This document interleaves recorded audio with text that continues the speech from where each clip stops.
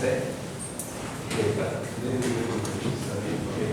So just to tell you the recap, what the finite element we have. Okay, this structural analysis. Okay, by metric method. Okay, so what you did right was for a spring. Okay, you write this is cost sum on each node is equal to 0. So this includes the accident cost. So F1 is going to be K U1 minus U2. Okay, this is what you did. Okay, and then last week we extend the spring into a rod. Okay. In this case, you don't just care about the end of model force. What you care for also the displacement at any point. So here we introduce you to the idea about the displacement field. Okay. So in this case, there is a governing equation for this. So you don't just subject to the end force, it's also subjected to the distributed force. So there is a way that you can extend the analysis not just for simple thrust. It can be a rod subjected to distributed load. Okay. Also, today we're going to extend it further. So we don't just handle structural loading. We're going to subject it to thermoelastic loading. Okay? And one of the important points here is when we come up with this idea about the continuity of displacement field, then we wrote the governing equation.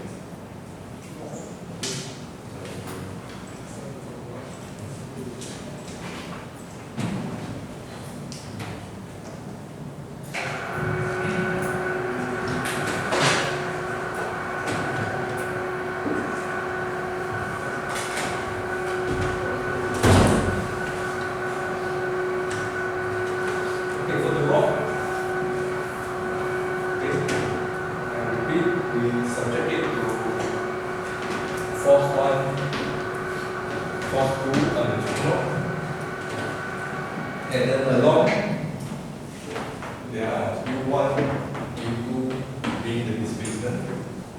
But this displacement is changing along the length. It could possibly that if you plot y-axis to be displacement, the displacement will be rising. Okay, from U1 to U2. Okay.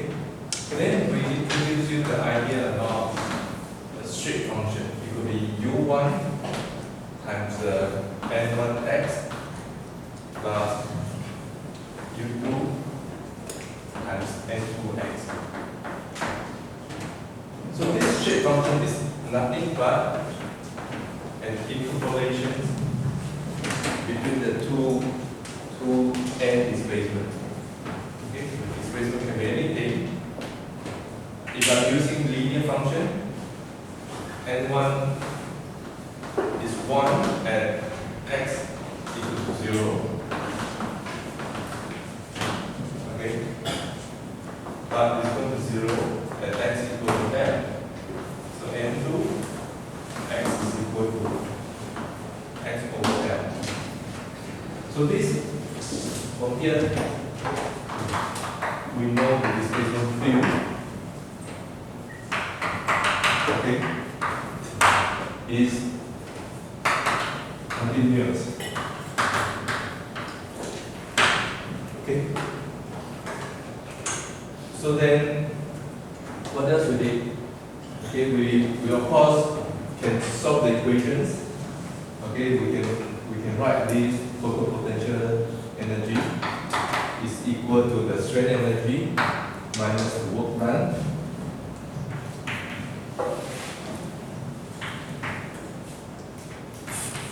this is what we covered last week. And you happen to have this distributed form.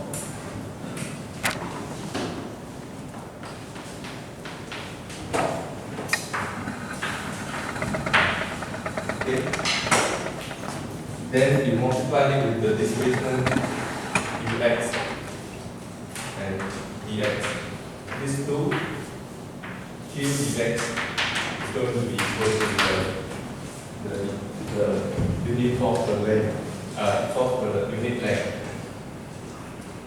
So this is what we did. And then we also know that by differentiation of the Castellano theorem, by differentiation of this total potential energy, we're going to have one equation.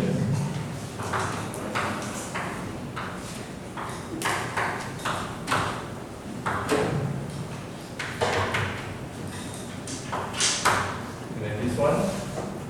So you've got to do this differentiation as well.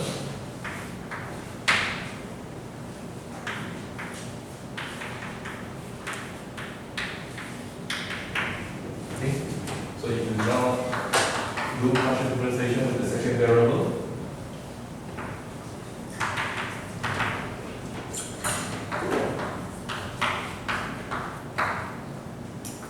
Okay, this is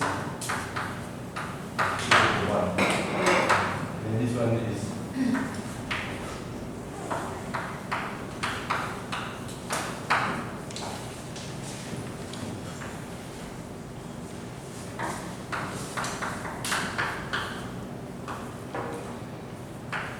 okay, in this case, you are assuming Q is a constant. But if it happens Q is not a constant but a shape function,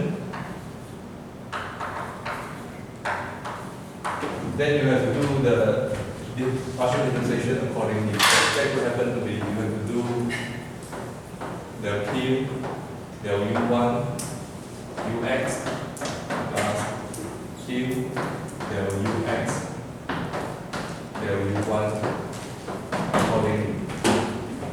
Okay? So this is what we did.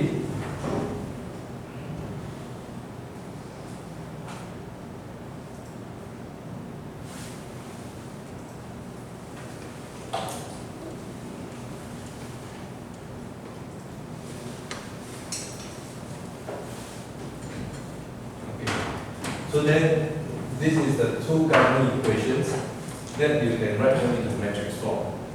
So in the end, if it's going for normal thrust, you still get the same equation like this. Okay? So back to the thrust element. Okay?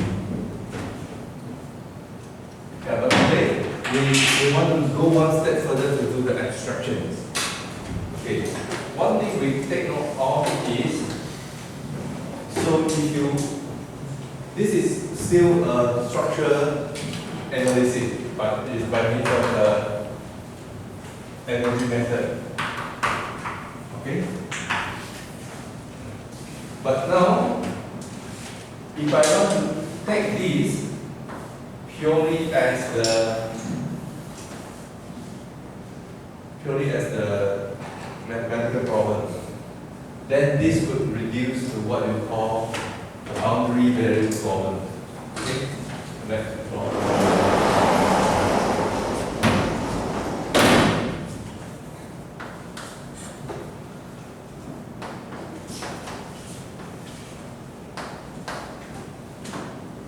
So as I tell you, for a rod with the two ends, okay, you have displacement U1, U2, okay? And then you know the inference, to do the interpolations, the displacement will be something like this. Okay, anything between can be interpolation. So accordingly, Ux may be a function, okay, shape function, normal, this displacement. And this one must fulfill a condition. Okay. Let me try to get this from the unknown like this. Okay. So if this is the linear interpolation function, I must make sure at x equal to 0, that is the boundary on the left, the value is u1, that is a0 plus a1 0. Okay? And then the next boundary, what is the next boundary? It is at x equal to L. The value is u2, it is a0 plus a1L. In this case, what's the function? Okay, it's all determined by a0 and a1. Okay? So in this case, you're going to solve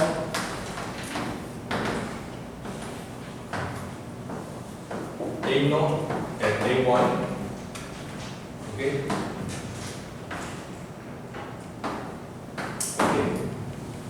So you see, now every time when we want to solve equation, we use metric method. So we can solve it like this. What is your a0? So a0 is a ratio of two determinants. A1 being the first unknown, and the first column of the determinant replaced. Okay? And then this one is your u1L divided by 1L. Okay? So this is u1 over L. Okay? And then next, what is your a1? Okay, it's the ratio of 1 u1 u2 divided by L. Then this is your u1 u2 minus 1 L. Okay? So if you now do the substitution back,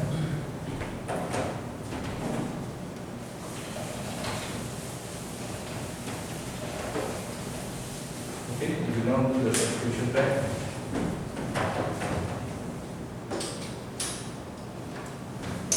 okay, your u1x is equal to a0, that is your u1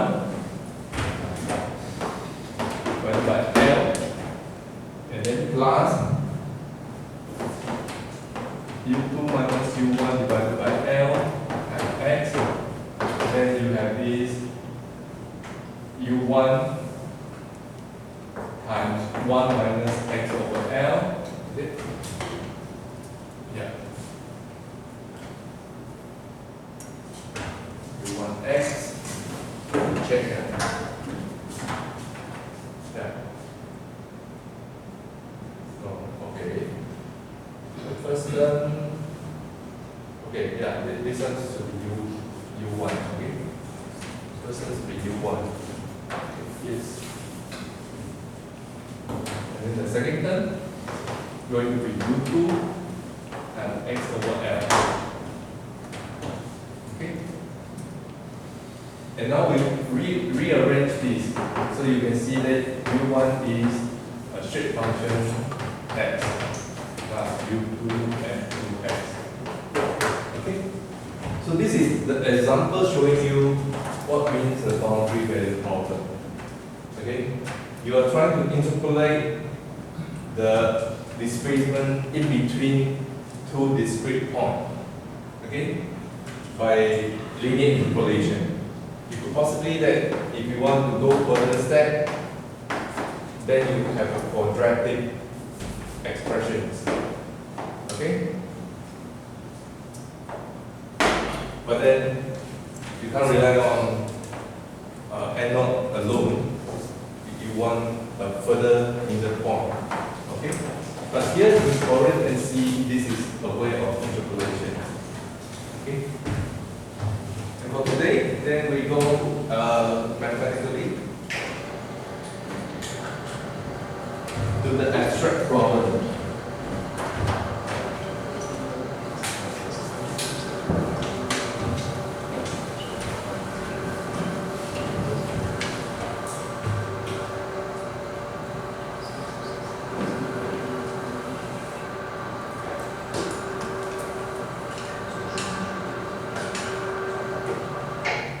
Okay, what was missing just now is just the interpolation of the displacement field, but you forget to say that you have to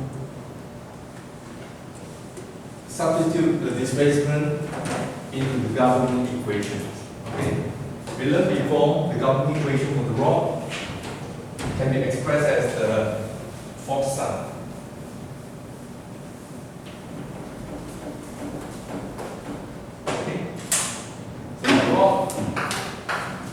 Basically, if you take one small element, yeah, your this force balance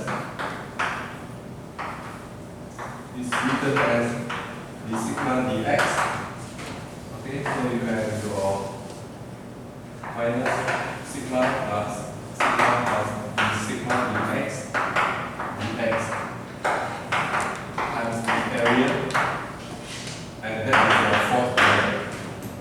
So in the end, you can write this expression, the sigma dx is 0. And then your sigma is equal to your, is proportional to the strain. Then this expression can be further written as E, second order derivative of the dx. This is first order derivative of the strain is equal to 0. And then again, your strain can be written as the first order differentiation of displacement. In the end, the equation is second order derivative of displacement field with respect to the space. Okay? So this is the sort of the governing equation. That is going to be 0. And what's your answer? Your answer is, what's your answer of you? Your answer is it must fulfill, okay, the two boundary, okay? So if the boundary is 0, then this is what we call homogeneous, okay? If the boundary is non-zero, then it's non-homogeneous. But we can first try out, okay, what can be the structure? What can the structure be? Okay, the structure like this can be a bridge.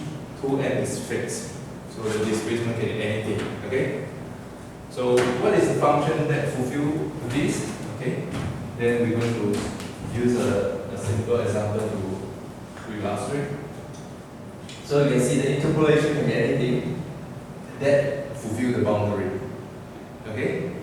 But there must be some condition that reinforce the boundary. So what helps you is the residue, because you know that any approximation can be different from the real curve. Okay? So then the difference between the real curve and the approximate curve cannot be 0. If you want to force it to 0, you apply some weightage. Okay? And this weightage can be anything. So here, depending on what your choice, if the choice of the weightage turn out to be the interpolation functions, we call this a Gallagher method. Okay. So in this case, shape function, okay, together with the weightage, is used for the interpolation of the displacement. You can use the same weightage as a shape function and multiply with the residue. Residue is the difference between the final function, the true function, and the approximated function. So we're then going to use this example for the illustrations. So let me work it out.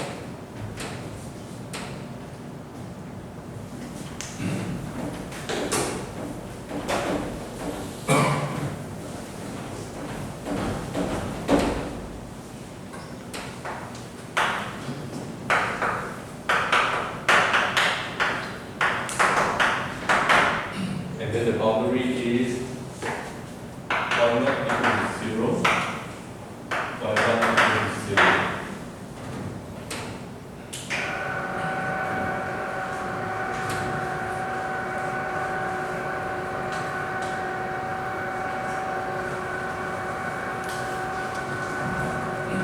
And the reason why we take time to go through it one more time, last week we covered it, okay, but this week we go through step by step, is to let you have a sense of what is boundary value problem.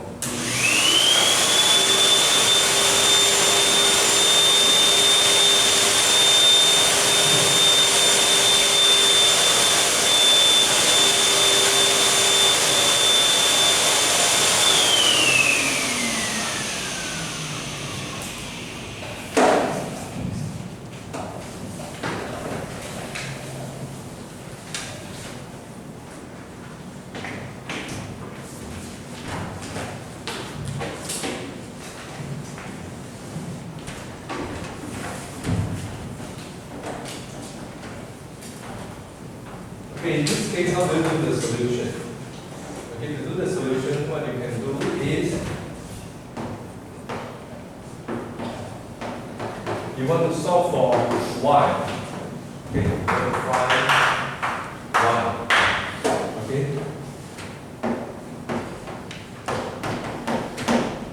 Then by integration once, you have dy dx equal to 10 over 3 x cubed plus 5x plus c. If you do it integration twice, you got y equal to 10 over 12 x to the power of 4 plus 5 over 2x squared plus cx plus d. Okay? Now you want to try to reinforce the boundary value. You take the y naught.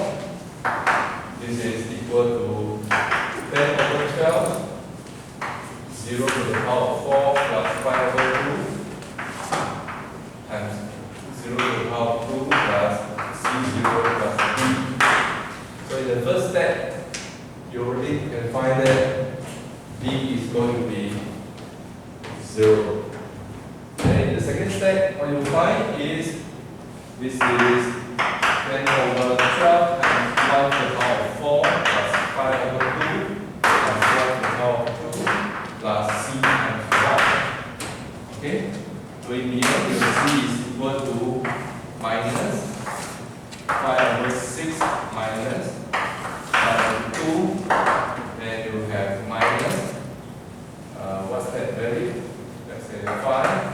And this is 10 over 6 plus 1 over 12.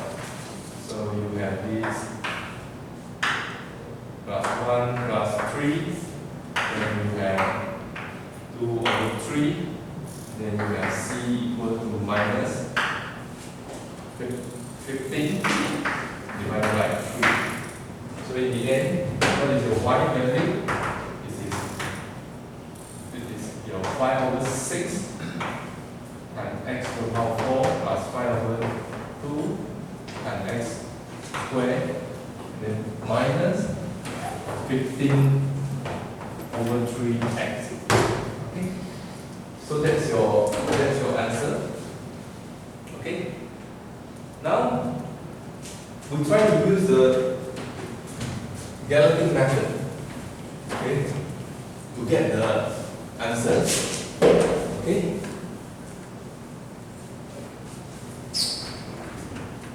So in this case, y is something like this. Okay? But according to our previous knowledge, if y at x equal to 0 is equal to 0, and y at x equal to 1 is also 0. So your answer can be anything that fulfills the boundary. The only question you have is, you must make sure your residue is close to 0 after you multiply the weightage. So you differentiate differentiation equation is the second order derivative, okay, times equal to 10x squared plus 5, okay? So what is the value if you want to take an approximation? Okay? So from this simple expression, you know that you can easily get the shape function to fulfill that. What kind of shape function that can fulfill that? It is your, okay, x minus 0 is 0 here. X minus 1 is equal to 0. Okay, you can see that this is a two boundary that you need to fulfill. Why don't I simply get my boundary and multiply? I now have my shape function, okay, x minus 0 times x minus 1. Okay, this is my interpolation function that can be fulfilled. Okay, so if I take this, if I do the time derivative, space derivative once, then I got, okay, this one, if you expand it out, this is the c x squared minus x. So after differentiation, we got c 2x minus 1. If you now do twice the differentiation, okay,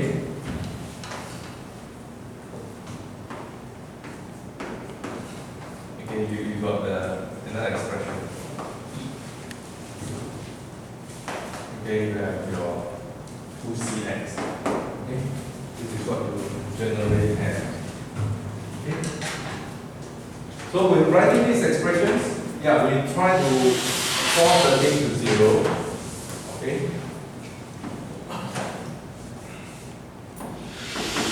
Okay. So this is what you're going to write. Okay, and then now you do the substitutions.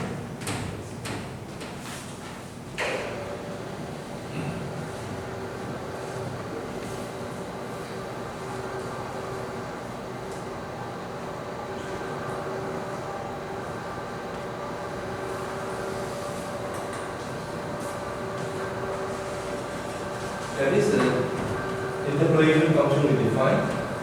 Excuse me, I got a question on that number. This 15/3. Yeah, just because I get 10/3. You're right. 10/3. Right, 10. Yeah, just now it was 10/3. Yeah, you're right. Okay, this is the step we did just now. We take the analytical solution by integration, and then by substituting the two boundary conditions, you got d equal to 0 and c equal to minus 10/3. Okay? And now what's the next step? The next step is you're going to write the d being 0, the differentiation equation being 0. Means moving all the expression on one side, the other side is 0. Okay? This is your exact solution. But if you now substitute the approximated solution in, this term to be non-zero. Okay? So what do you do? Yeah. Remember your this differentiation equation. Upon substituting in the assumed solution, which is not exact, this is y star. Okay, you can find that this is y star. Y star, okay? What is the y star? Okay? It was this shape function times your y star. Your y star was second order derivative of y star is 2c. And then this is minus 10x squared minus 5. Okay? So now you got to do the full multiplication. This is x squared minus x times 2c1. Okay, you got these expressions. Okay, so this is quite a complex one. X squared minus x times this term. This term is a second order term. The other term are zero order. So you can do the separations. The zero order terms, okay, is 2c1 minus 5 times x squared minus 2c1 minus 5 times x. Okay, the first term got to multiply with the minus 10x squared. Okay, then you have minus 10x to the power 4 minus 10x to the power of, this is, yeah, if you want to do the correction here because it's x squared minus x, so one of the terms must be this plus.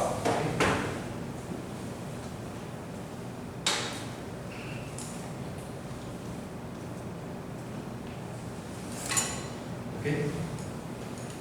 Yeah. There was this typo here.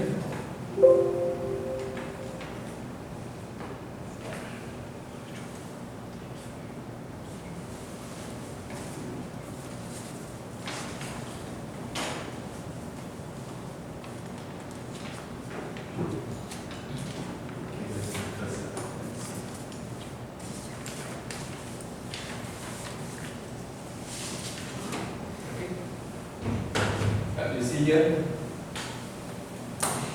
So after doing the integrations, okay, and substituting the lower limit and upper limit to the integral, end up you find your C1 is equal to 4. Okay. So if you're not doing the plotting, okay, what is your y star x? Okay. So we did the plotting before, and we will show you. Okay, let's see this residue method.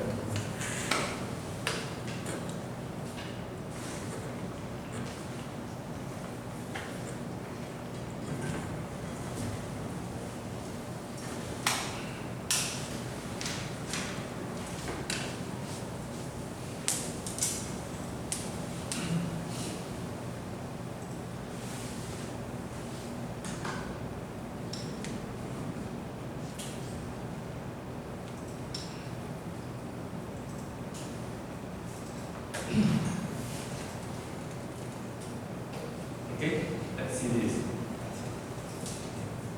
Okay, what you have here is, okay, your boundaries start from 0 to 1. Okay, and what is your y? Okay, we have your exact solutions. This is 5 over 6 times x squared plus 5 over 2 times, this is x to the power 4. This is plus 5 over 2 times x squared minus 10 over 3 times x. So this is our exact solutions. Okay. So this is the exact solution. Okay, and then next, what is your approximate solution? Just now, our approximate solution we have determined it to be 4 times x minus 0 times x minus 1. Okay, so this is the one. So if you now take this, cut this formula, and then substituting the x down, okay, then you find this variable. And how much is the residue? The residues, yeah, it's the difference between the two. Okay, but this residue is not the residue we use for the integral. So in this case, when you are doing the plotting of true solutions, you see this orange curve, and you can now plot the approximate solution. Okay, this is the approximate solution. Then you see the, okay, yeah. Yeah, by the way, this is the true solution, and this is the approximate solution. So the error is bitter. Okay. So this is one way to show you that a boundary value problem anyway can be interpolated by a function that fulfills the boundary. Okay. Yeah. their error is not big. Okay? And then next, what can you do further? Yeah. This quadratic function works well to fit my exact solution, which is x to the power of 4 polynomial. Okay, what happened? Can I do something very crude to approximate it? Yes, you can do so. Okay, in this case, we're going to break up the domain into two parts. Okay? So in this case, I need, because one linear function can't fit the thing. Yeah. You know the order already. This is a 2n 0. Okay. So you can see this. If this is the answer, and yx is equal to y at point x equal to 0 is equal to 0, and y at point x equal to 1 is equal to 0. You can't do a linear fit between the 2 points. If you're going to fit it with a linear function, then you're going to have 0 everywhere. So this is a trivial answer. So what's the way of doing that? Then if you're going to use the linear function, you have to fit it with final dash.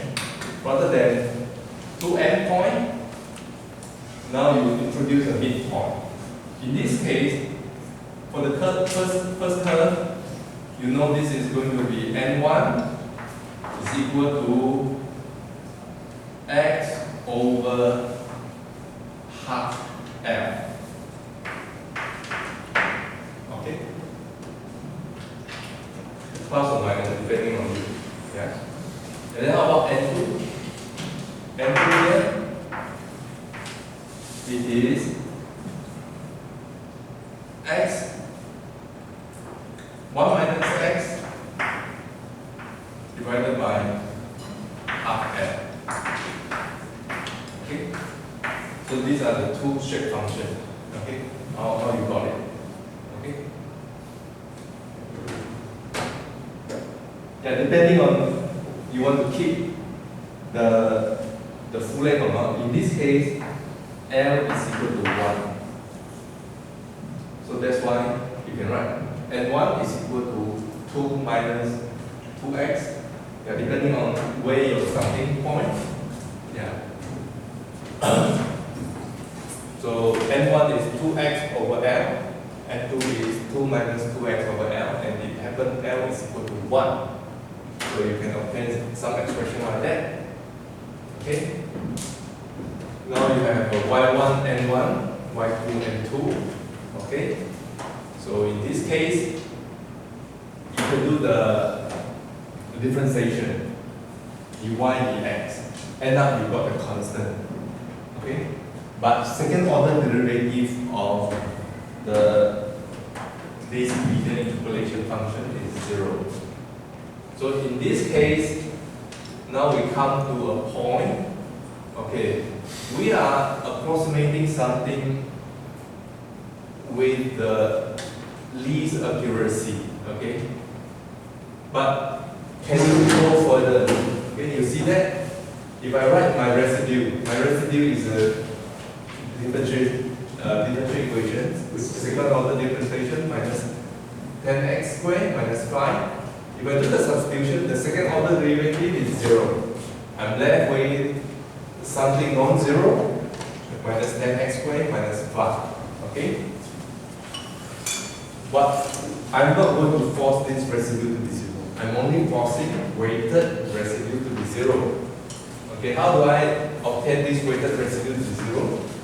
You are going to write two equations to force them to be 0. The first equation will have n1 multiply the residue, and then you take the integral. Okay, and then you have one equation. Let's write this out. Yeah, because this is the one that lay the foundation.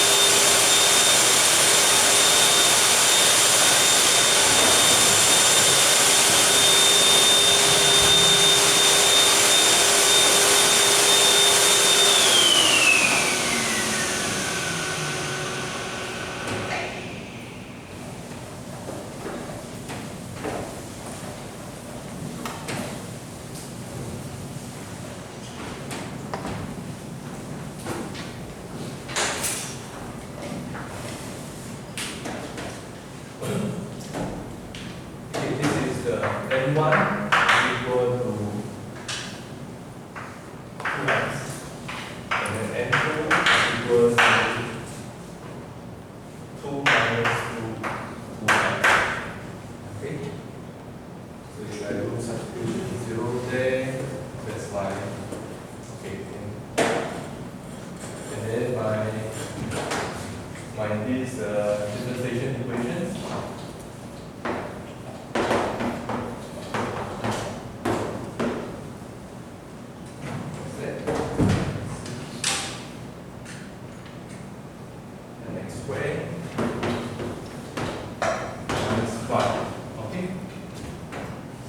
So now I'm going to write the weighted residue.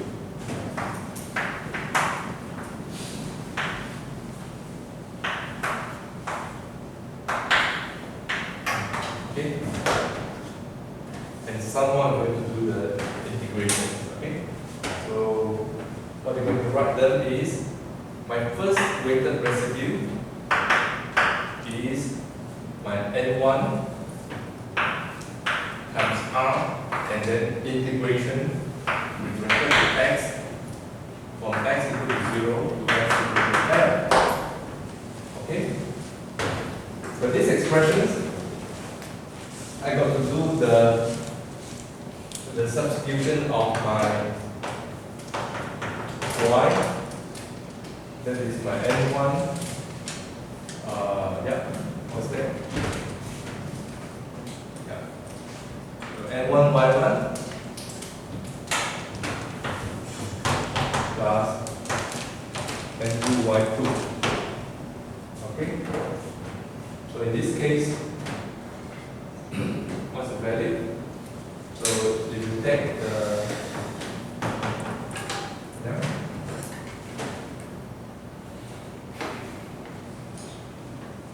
differentiation,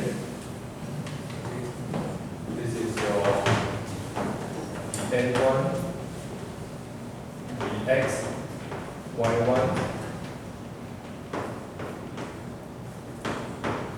plus the N2 dx y2.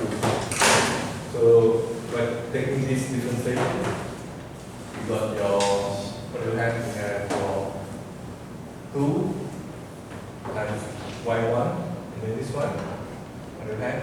You got your minus 2 times y2. So you have 2 y1 minus 2. Okay, and then what about your second order derivative?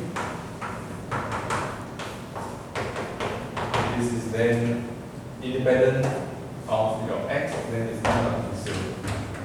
So in this case, if you're going to do the substitution in the expression both, okay, then you have what you have? You have 0 minus, okay, 10, what's this? Your x squared Yeah.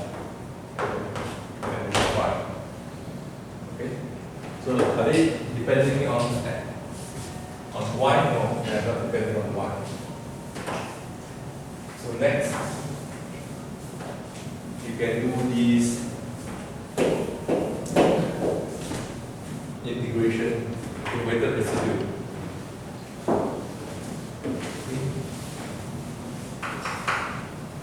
So the weighted residue one, you want to force it to be 0. And then your 1 is your 2x times your this expression.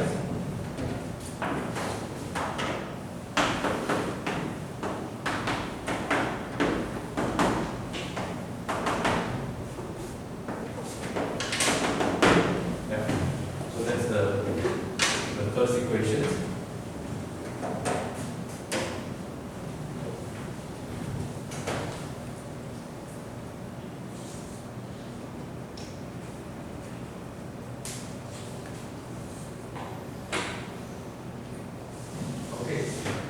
Here, okay, let's see. Even though we can write this, but apparently, if you're writing this,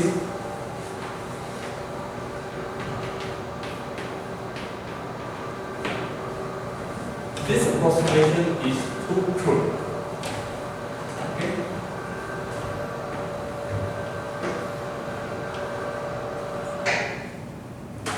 So, because it's linear function, if you do the substitution into the second order derivative, this term is 0. This is going to be too crude as an approximation. So what shall we do? Okay? In this case, we want to avoid handling of second order derivative. Okay? So what we can do is, okay, let's separate this second order derivative term here. And the other term are polynomial of space. That's fine. We just handle it as it is. But this second order derivative, even though it's supposed to be 0, but you can do integration by parts. Rather than handling the integration of second order derivative times a function of space, you now do integration by parts. What do we mean integration by parts? It becomes the space function of shape function of space times the first order derivative minus the first order derivative of the shape functions times the first order derivative of your y function. Okay. So this is the thing that makes. Yeah. Can you? Yeah. I have a question. You have n function x, Yeah. so minus 2x, but in the graph, I think we have to follow the graph. This one is wrong in order. Yeah, it should be switched. we have to use that one, right? No, you have to use the graph one. The graph one is the correct one. You have to switch.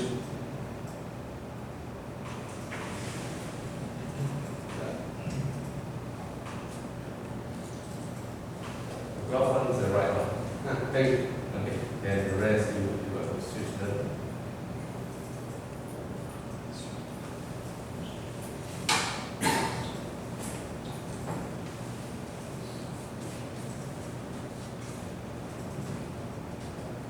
This is your graph.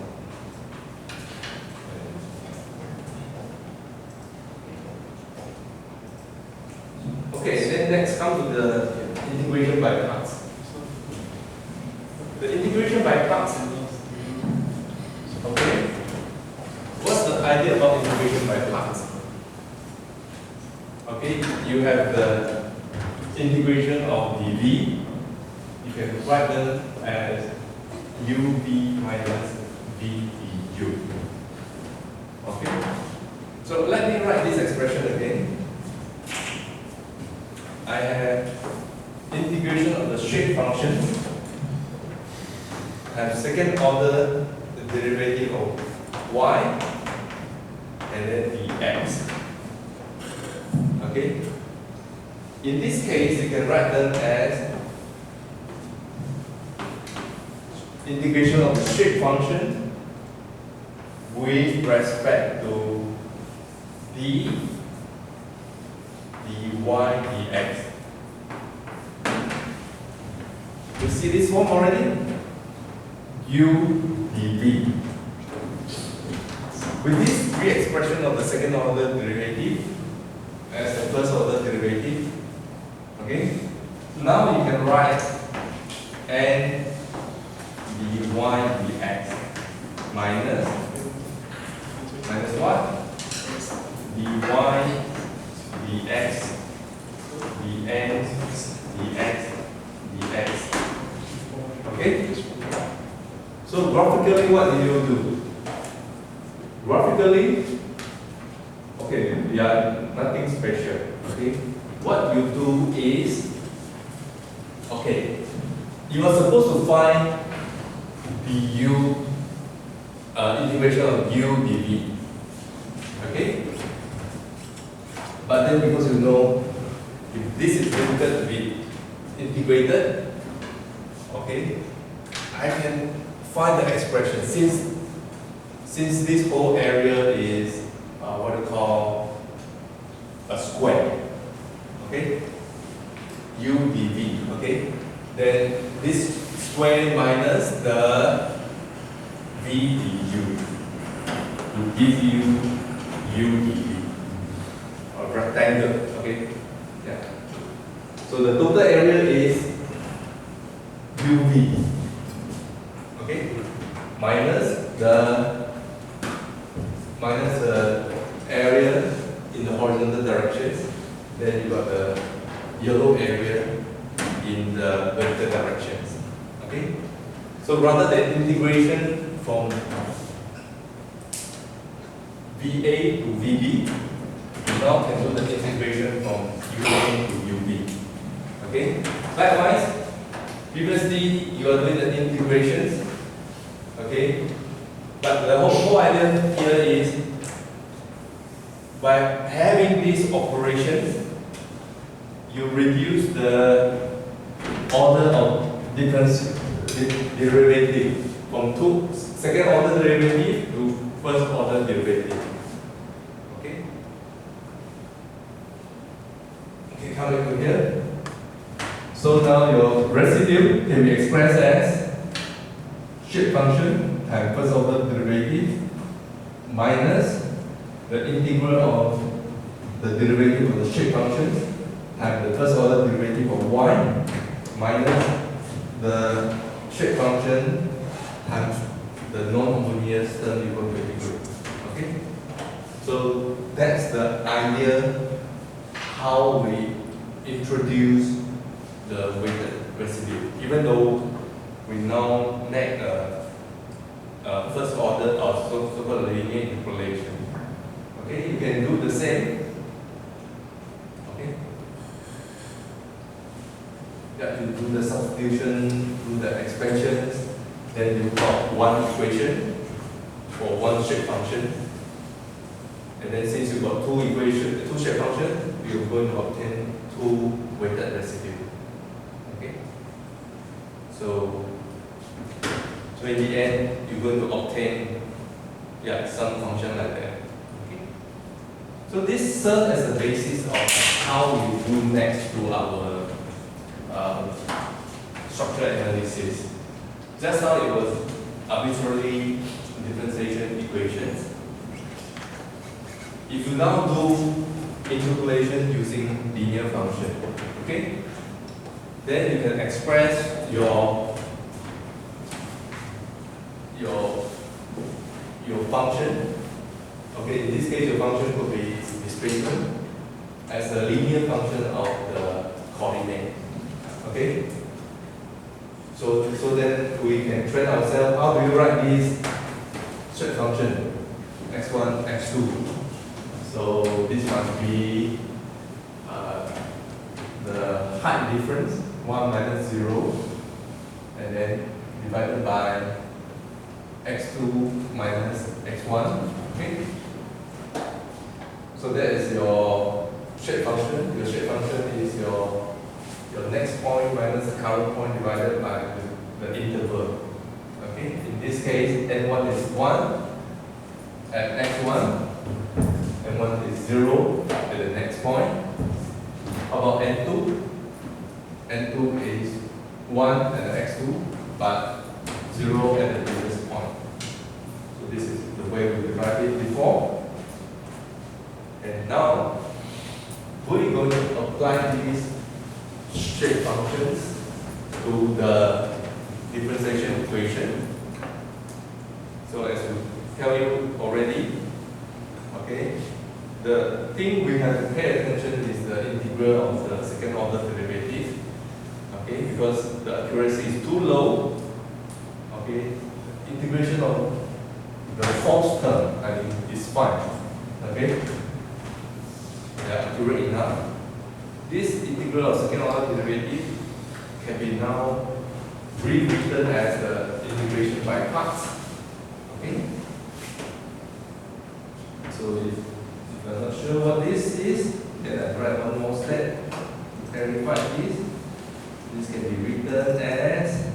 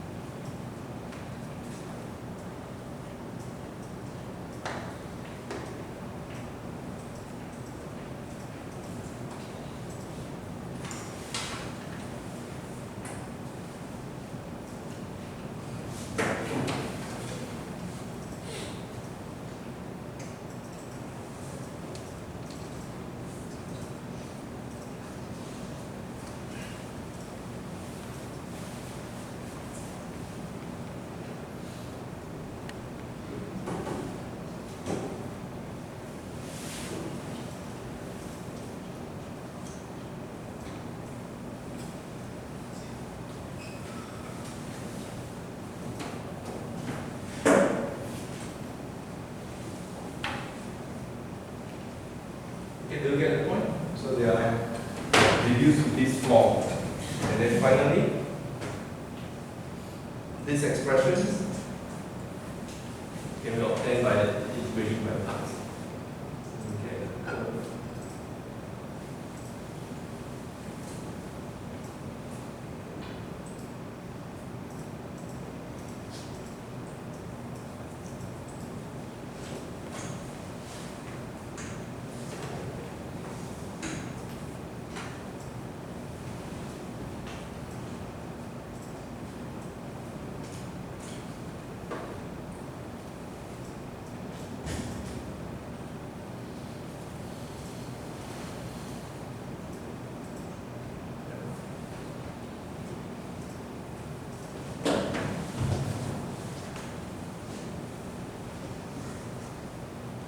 So you got it?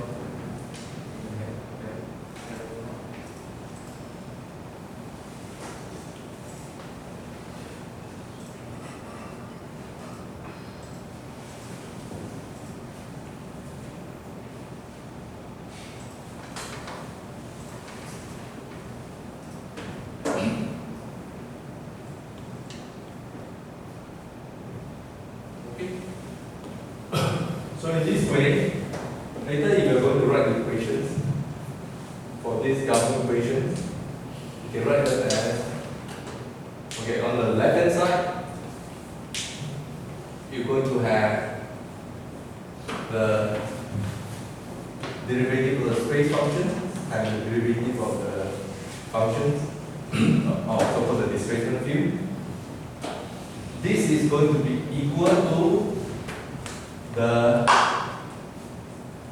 shape function times the A gradient, okay, plus a fourth term, okay.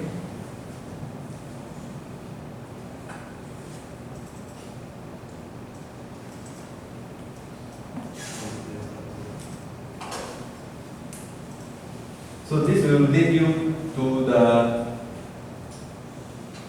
again, force balance. Okay? So this could look abstract to you, but let's take it as a procedure we're going to do. But now we apply to the bar element. Okay? I already revised with you. The governing equation for the bar is the stress differentiation. Space derivative of the stress is 0. Upon substitutions of the Young modulus and upon substitution of the strength definition with respect to displacement, then you have the second order derivative E, and then second order derivative of displacement with respect to space is equal to 0. And then if you are going to use the linear interpolations to solve this integral, to solve this differential equation. So what you do next? In this case, you know stress is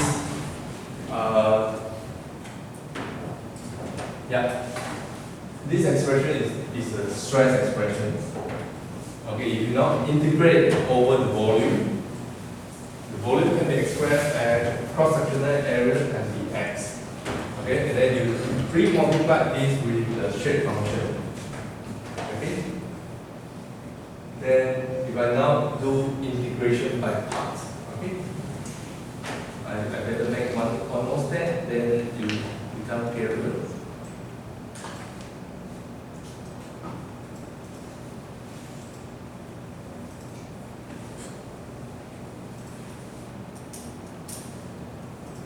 Okay, you write this as one more step.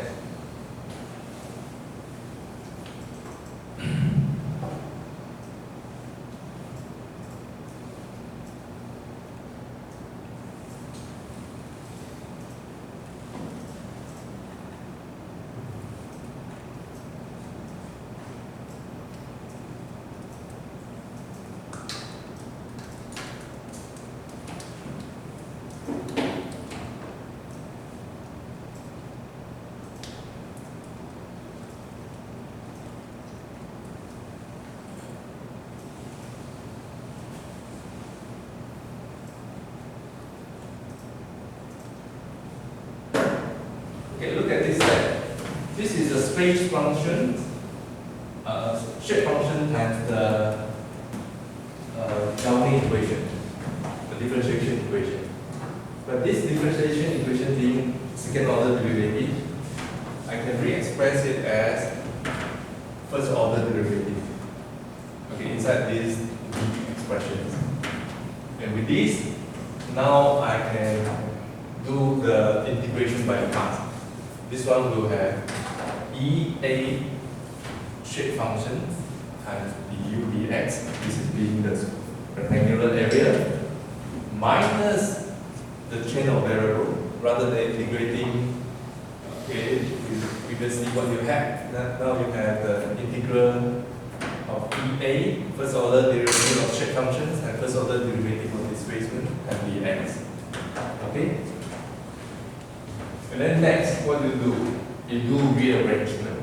In the rearrangement, the left-hand side can be expressed as the product of two first-order derivatives, shape function and the displacement field. And on the right-hand side, what you have your EA shape function du dx. Okay? What is du dx?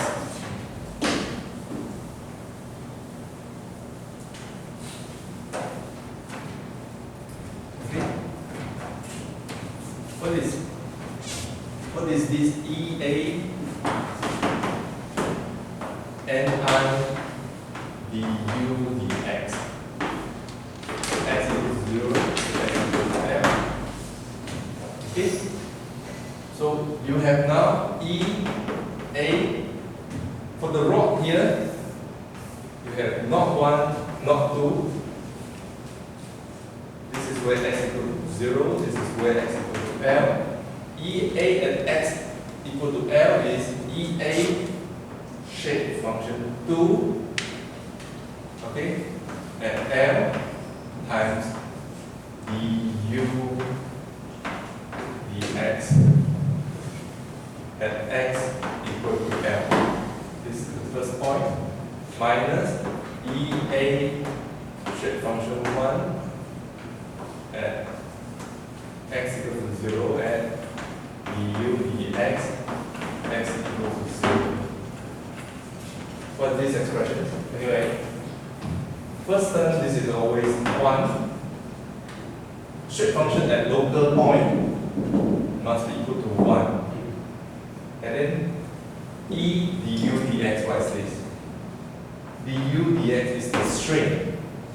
If you multiply this strain, then you're going to have a stress. And if you multiply the area, then you're going to have a force. In this case, this expression is force at the node 2, and then the other point. If you are taking the shape function 2 to up, this will be 0. Okay? In the case where you do integrations, if you now apply the shape function 2 as for your calculation, your right hand side will be at 2.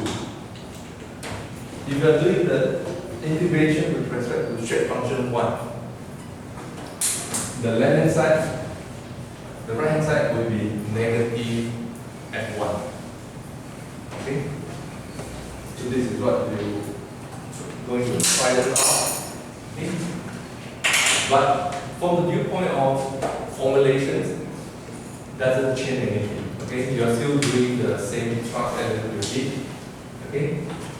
But the reason why we did this is the basis. Then you're going to expand the finite element to displacement, temperature field, or other any physical field. Okay. So you see here, these operations will give you stiff elastic force on the left hand side and normal external force on the right hand side. Okay? If you do the expressions of these expressions, yeah, this is going to be the N1, this is going to be the stiffness matrix, EA times the integral of, yeah, this 2 by 2 matrix times displacement vector is going to be equal to a force vector. Okay? The operation is tedious, but is consistently reduced back to the structural analysis. Yeah, you might find it like, why do I do this? So this is what? From mathematical point of view, this is the validation of finite element analysis. Okay? I can have complicated theory generalized for everything. But the first step of its validation is it must reduce to what I know in structural analysis. Okay? So you remember our structural analysis using Hooke's law? This is the first law we learned. The next person we learn is who? Castigliano. Okay. Castigliano tell you the energy derivative with respect to displacement is going to be false. Okay? But Castigliano theorem only handle end force. They didn't tell you how to handle distributed force. Then we come out total potential energy method. Okay? That bring in the determination of the distributed force at the node. And now we go one step further. I don't care about your energy. So long if you can write me the governing equation for any field. Displacement field, temperature field, pressure field, velocity field, magnetic field, potential, electrostatic potential field, I can always solve this by imposing the boundary and obtain the so-called the balance equations. Okay, so this is what we did.